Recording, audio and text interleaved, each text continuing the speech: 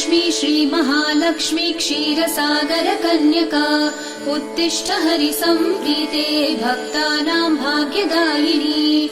श्रीलक्ष्मी श्रीमहालक्ष्मी क्षीरसागर कन्यका उत्तिष्ठ हरिसम्प्रीते भक्तानां भाग्यदायिनी। उत्तिष्ठोत्तिष्ठ श्रीलक्ष्मी विष्णुवक्षस्थलालये उत्तिष्ठ करुणापूर्णे लोकानां शुभदायिनी।